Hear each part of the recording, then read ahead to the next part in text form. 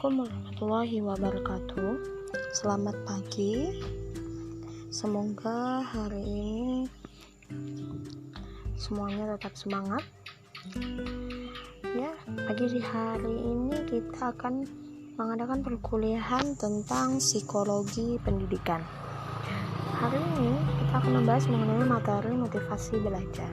Pastinya sering sudah ya mendengar mengenai apa itu motivasi belajar. Ya, motivasi belajar itu merupakan suatu keadaan yang terjadi pada diri seseorang individu di mana ada sesuatu dorongan untuk melakukan sesuatu guna mencapai suatu tujuan. Jadi ada sesuatu dorongan yang dimiliki oleh seseorang individu untuk melakukan sesuatu guna mencapai suatu tujuan. Nah, ada 3 komponen utama dalam motivasi. Apa saja? Yang pertama, ada kebutuhan, kemudian ada dorongan, dan ada tujuan itu sendiri. Dalam ketiga komponen itu, motivasi itu perlu adanya kebutuhan. Artinya perlu adanya komponen kebutuhan.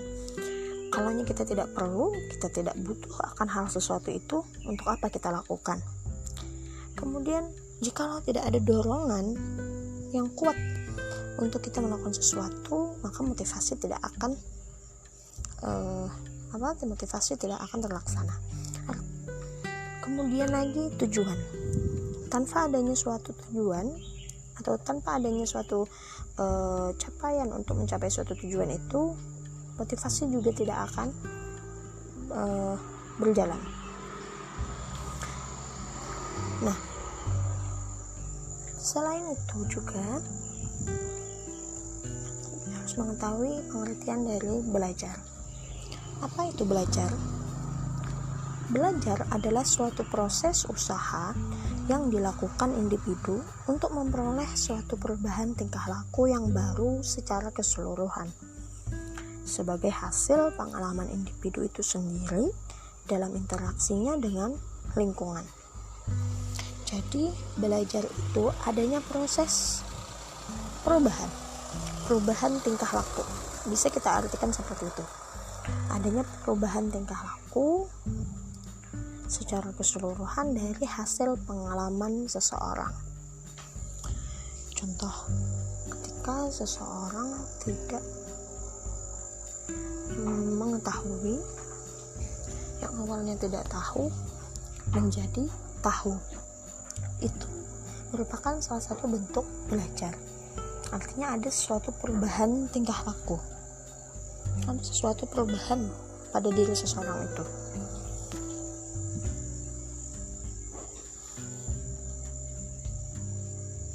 Nah, selanjutnya adalah pengertian motivasi belajar secara umum. Yang kita ketahui tadi di atas adanya pengertian motivasi. Motivasi itu tadi merupakan suatu keadaan yang terjadi pada seorang individu di mana adanya dorongan untuk melakukan suatu tujuan. Nah, sedangkan pengertian motivasi belajar itu sendiri adalah keseluruhan daya penggerak baik dari dalam diri maupun di luar siswa dengan menciptakan serangkaian usaha untuk menyediakan kondisi-kondisi tertentu yang menjamin kelangsungan dan memberikan arah pada kegiatan belajar sehingga tujuan yang dikehendaki oleh subjek itu atau subjek belajar itu dapat tercapai. Nah, jadi pengertian dari motivasi belajar secara umum itu adalah adanya penggerak, adanya dorongan, adanya movement atau gerakan baik dari dalam diri maupun dari luar individu untuk mencapai tujuan yang dikehendaki, atau memberikan arah pada kegiatan belajar. Itu yang dinamakan motivasi belajar. Adapun pentingnya motivasi dalam belajar, memang sangat penting motivasi dalam belajar. Dengan adanya belajar, siswa atau dengan adanya motivasi dalam belajar, siswa mampu menyadarkan kedudukan mereka di awal belajar, bagaimana memposisikan diri mereka ketika proses pembelajaran, dan juga hasil akhir. Itu menentukan dari motivasi ketika mereka belajar. Kemudian lagi, selain itu juga penting sekali motivasi dalam belajar bagi siswa menginformasikan tentang kekuatan usaha belajar yang dibandingkan dengan teman sebayanya. Jadi dengan adanya motivasi belajar, siswa itu bisa membandingkan diri mereka, seberapa besarnya usaha mereka dalam belajar dengan teman mereka. Selain itu juga penting sekali motivasi dalam belajar untuk siswa sebagai arahan atau mengarahkan kegiatan belajar mereka. Jadi dengan adanya motivasi, mereka mampu mengarahkan kegiatan belajar mereka. Mau kemana nih pembelajaran ini? Apakah ingin mencapai nilai yang tinggi, ataukah ingin memaksimalkan diri yang awalnya tidak mengetahui segala pembelajaran yang ada, kemudian mengetahuinya. Kemudian lagi, selain itu juga bagaimana seorang siswa dengan adanya motivasi dalam belajar, mereka mampu membesarkan semangat belajar. Nah, jadi dengan adanya motivasi, mereka bisa lebih semangat belajarnya. Kemudian lagi menyadarkannya tentang adanya perjalanan belajar dan kemudian bekerja. Nah, jangan adanya motivasi dalam belajar, siswa itu mengetahui bahwa proses mereka melakukan atau melalui belajar, mereka bisa mendapatkan atau di kemudian harinya nanti bisa langsung turun ke lapangan untuk bekerja. Nah, jadi dengan adanya motivasi dalam belajar, mereka akan mengetahui bahwa perjalanan pembelajaran yang mereka lakukan itu nanti ke depan di kemudian hari akan bermanfaat bagi pekerjaan mereka. Nah, adapun pula bagi guru. Bagi guru, yang pastinya dengan adanya motivasi itu, guru bisa membangkitkan, meningkatkan semangat belajar siswa agar dapat mendapatkan hasil yang maksimal. Kemudian lagi mampu memahami siswa yang bermacam-macam di kelas. Kemudian lagi guru juga bisa sebagai fasilitator, teman diskusi, dan pendidik. Jadi bisa memposisikan peran guru sebagai, tidak hanya sebagai mengajarkan atau mentransfer ilmu saja, namun dengan adanya motivasi, guru juga bisa memposisikan diri mereka sebagai fasilitator dan teman diskusi. Kemudian lagi memberikan peluang guru untuk unjuk kerja. Dengan adanya semangat dalam belajar atau motivasi dalam belajar, itu memberikan peluang kepada guru untuk mereka bisa unjuk kemampuan mereka bahwa dengan adanya motivasi ini, guru bisa memberikan semangat, memberikan hasil yang maksimal ketika mengajarkan kepada anak didik mereka. Nah, ada pula faktor-faktor yang mempengaruhi motivasi belajar. Nah, di sini ada faktor yang memberikan penjelasan kenapa adanya perbedaan motivasi belajar pada diri masing-masing orang itu berbeda. Ada beberapa hal. Yang pertama, adanya perbedaan fisiologis. Fisiologis itu misalnya rasa lapar yang berbeda. Pasti rasa lapar itu ada tingkatannya kan. Nah, rasa lapar, haus, dan hasrat itu pasti ada perbedaan di setiap orang. Kemudian lagi perbedaan rasa aman, perbedaan kasih sayang, perbedaan harga diri, dan perbedaan aktualisasi diri. atau perbedaan kesempatan yang diberikan kepada seseorang untuk mengembangkan potensinya. Nah, adapun faktor yang mempengaruhi motivasi belajar. Motivasi belajar itu berasal dari faktor internal dan juga faktor eksternal. Kalau faktor internal itu dibentuk karena kesadaran diri atas pemahaman betapa pentingnya belajar untuk mengembangkan dirinya sendiri, sehingga dirinya termotivasi dengan sendirinya, terdorong dengan sendirinya untuk melakukan sesuatu tersebut. Kalau faktor eksternal adalah dapat berupa rangsangan dari orang lain, lingkungan sekitar yang mempengaruhi psikologis orang yang bersangkutan. Kemudian lagi, adapun fungsi belajar. Fungsi belajar itu ada 3. Yang pertama, mendorong siswa untuk berbuat sebagai penggerak motor yang melepas energi. Artinya mendorong siswa untuk bisa berperilaku atau melakukan sesuatu, menggerakkan diri mereka untuk melakukan suatu tujuan tersebut. Kemudian lagi menentukan arah perbuatan, mau kemana nih tujuan yang ingin dicapai. Kemudian lagi menyeleksi perbuatan yang harus dikerjakan, yang serasi untuk mencapai tujuan itu. Nah, adapun sifat motivasi belajar. Sifat motivasi belajar itu ada motivasi intrinsik dan ada ekstrinsik.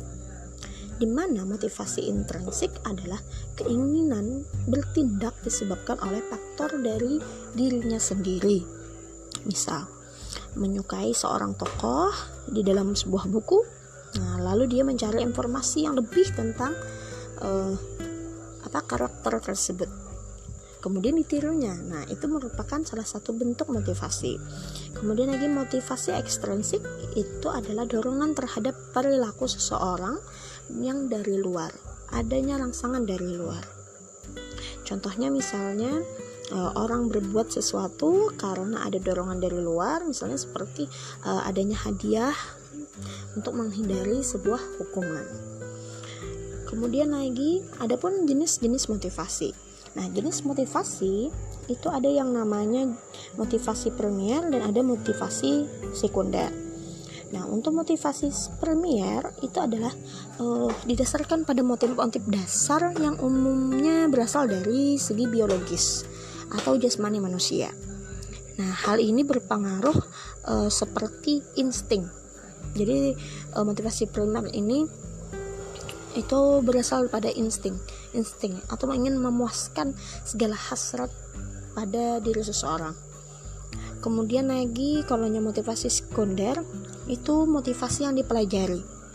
Jadi motivasi yang dipelajari yang menyangkut dengan faktor-faktor sosial atau faktor yang ada di sekitar lingkungan seseorang. Nah, bagaimana cara meningkatkan motivasi belajar?